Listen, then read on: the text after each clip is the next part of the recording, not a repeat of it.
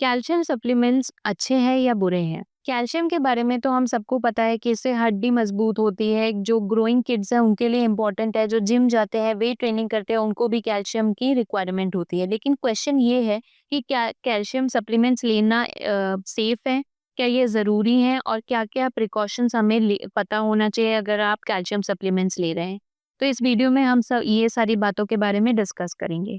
तो सबसे पहले हम बात करेंगे Indian council of medical research के 2020 गाइडलाइंस के हिसाब से कितना कैल्शियम, कितनी एज और कौन-कौन सी कंडीशन में कितनी इसकी रिक्वायरमेंट होती है। सो सबसे पहले जो किड्स हैं उनको डेली कैल्शियम रिक्वायरमेंट होती है 600 से 800 एमजी उनको रिक्वायर्ड है।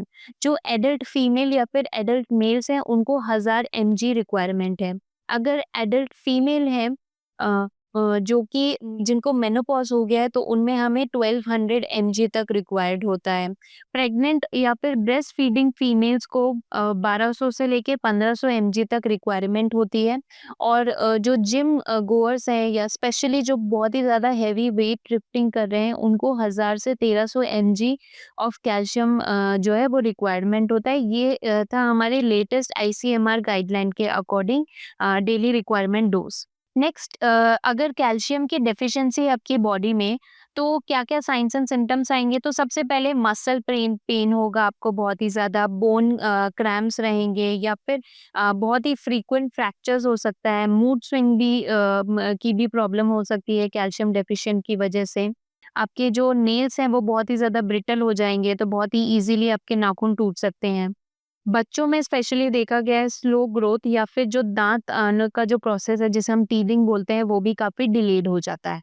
एंड अगर आपकी बॉडी में विटामिन डी की भी कमी है तो ये भी हमारे कैल्शियम के एब्जॉर्प्शन को कम कर देता है। तो ये सारी चीज़ें साइंस एंड सिम्पटम्स हैं जो कि ये बताती हैं कि आपकी बॉडी में कैल्शियम की कमी है। तो क्या हमें कैल्शियम के सप्लीमेंट्स लेना चाहिए? यस, कैल्शियम सप्लीमेंट आपको लेना चाहिए अगर आपकी डाइट में प्रॉपर नहीं है, अगर आपको कोई कंडीशन है, अगर आप प्रेग्नेंट या ब्रेस्ट फीडिंग कर रहे हैं या फिर आपको डॉक्टर ने एडवाइस किया गया है तो उन केसेस में हमें कैल्शियम सप्लीमेंट लेना चाहिए। और अगर आप जिम जा रहे हैं या वेट लिफ्टिंग कर रहे हैं, हेवी वेट ट्रेनिंग कर रहे हैं तो उस केसेस में भी कैल्शियम सप्लीमेंट्स हमें लेना चाहिए।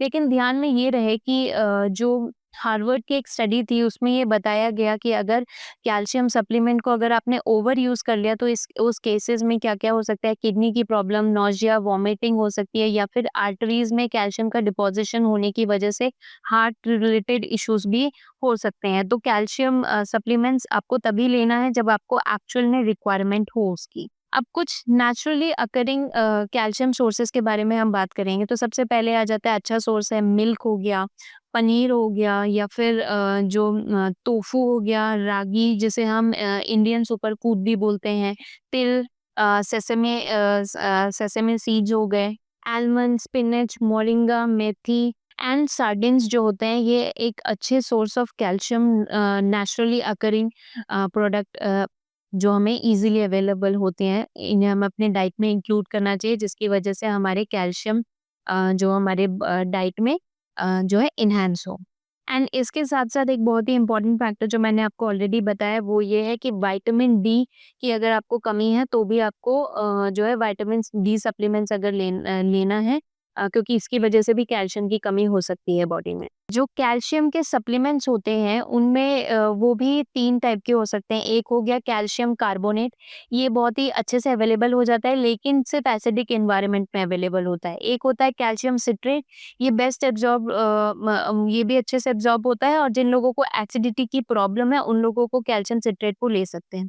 और बेस्ट कॉम्बो होता है वो है calcium plus vitamin D3 supplements अगर लें तो ये जो है हमारे कैल्शियम के एब्ज़ॉर्प्शन को जो है बहुत एनहांस करता है।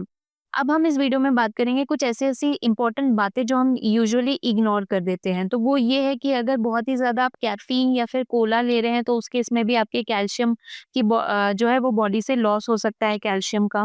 नेक्स्ट स्पिनच में कैल्शियम बहुत ही अच्छी मात्रा में प्रेज़ेंट है, लेकिन जो ऑक्ज़ैलेट्स होते हैं वो उसको एब्ज़ॉर्ब नहीं होने देते हैं।